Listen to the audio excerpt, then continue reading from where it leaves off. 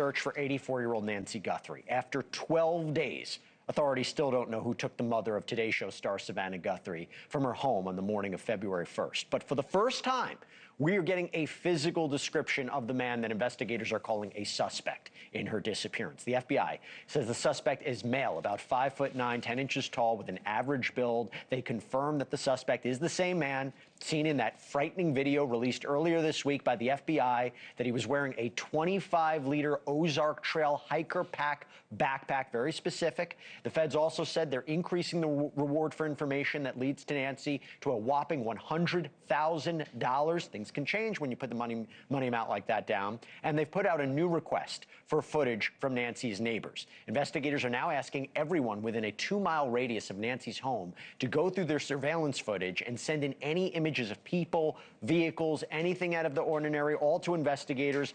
But Nancy's neighbors, they may need to do some serious searching to find clues. Why? Authorities don't just want any footage from that night. They want anything between the dates of January 1st to February 2nd of this year. So what? That's over like 700 hours of footage. It's not entirely clear why they want to go back that far. But here's the thing. The FBI says it has received over 13,000 tips since Nancy first went missing. And now we're learning that it's kind of doubtful that the feds are going to maybe be able to properly investigate many of them. Why? You have an FBI source that has confirmed to NewsNation that Pima County Sheriff Chris Nanos, who we've talked about a lot on this program, has allegedly been blocking the Bureau's access to key pieces of evidence like that black glove that was found yesterday, as well as DNA evidence from Nancy's house. Apparently, Nanos sent that evidence to a private crime lab in Florida, not the FBI's lab in Quantico. So effectively cutting the feds off from critical evidence, if this is true. Now, we've reached out to the Pima County Sheriff's Office about the report. We don't have a response yet. I want to bring in NewsNation senior national correspondent Brian Enton, who's been on top of this case. He's live there. Brian, I will get to that in a second, but I haven't spoken to you yet today. What is the very latest on the ground, the very latest in the search? Yeah, so the latest, and I've been trying to work my sources, Jesse, is I have just confirmed that as recently as last night, the Pima County Sheriff's Office was not sharing critical information with the FBI, and it's becoming increasingly frustrating to FBI agents here on the ground in Pima County. That comes on top of our reporting that initially, when a glove was discovered inside Nancy's house behind me, that the sheriff opted to send that glove for testing from a private lab that the sheriff preferred in Florida, instead of taking the advice of the FBI and sending it to their lab, which is obviously the best lab in the world, at Quantico. And we have heard rumblings about this for the last week or so, frustrations on the ground, frustration that the sheriff didn't call the FBI in earlier.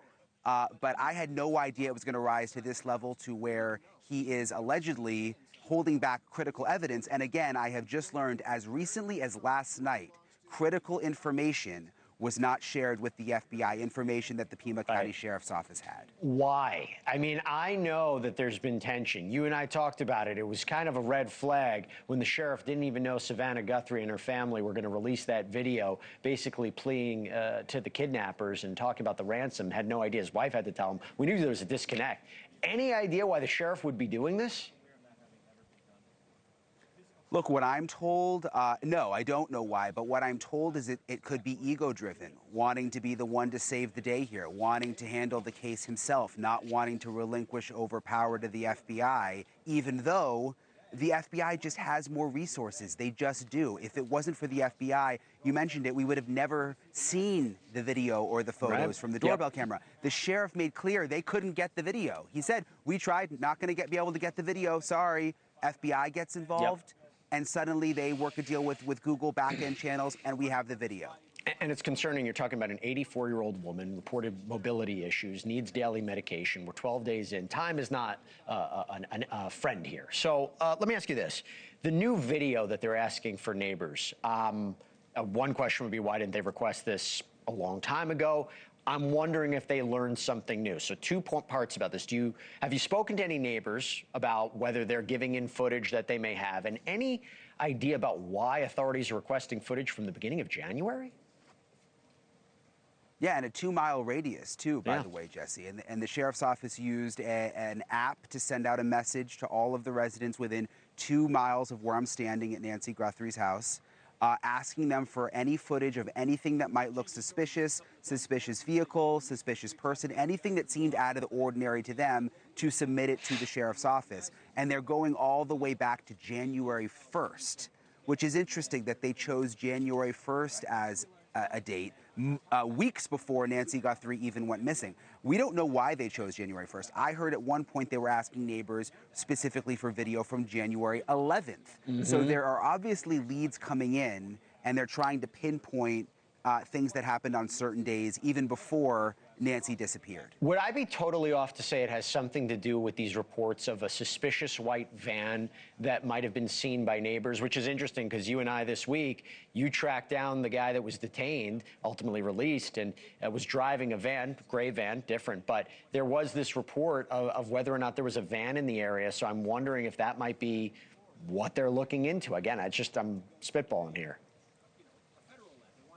It could. I think there's different things that they're looking into. It's been my opinion for a while that there are multiple angles that they're looking at. So perhaps it's a white van they're looking for. Maybe there's another person they saw on one camera that looked suspicious. They want to see if they can find that person on another camera. I think there's a lot that they're looking for all at the same time. Can you provide some clarity about what happened today with this white tent that was at Nancy's house earlier, and whether or not it was related to this official description that they have of the suspect? Yeah, so there was a white tent that was put up earlier today, kind of came out of nowhere. They put the tent right by the front door, right in the area where the blood was seen on the front step. They covered it all up so we couldn't see in. We saw them bringing in some equipment that looked like photographing equipment, but then they also brought in what they called a forensic height board. And we have a picture of it. I'm not sure if we can pull it up, but it's a board that they use to measure things. And basically, and you're going to see it right here, they basically compare it, zooms in right there. So that's the forensic height board, Jesse. And they use that to compare with the surveillance photos and video of the suspect to try to figure out the height. So that's what they were doing this morning, which makes sense because then it was this afternoon when they released the official description of who they believe, with the height, the weight, all of that with the suspect. It's a significant development. Progress is great in this. I just wish it wasn't 12 days in. I mentioned the specificity of the backpack. There's been reporting about whether or not it was purchased at a Walmart. One of the key parts of an investigation when you find a suspect is to see any of the items that they're wearing or carrying. Can you go back to purchase history? Do you know if authorities are looking, let's say, at Walmarts in the Tucson area? Are they looking at purchase histories for any of those items? Do you know?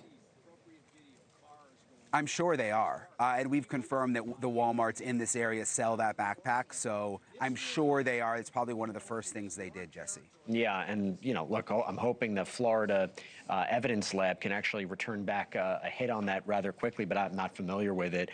Real quick, TMZ, they get another note today.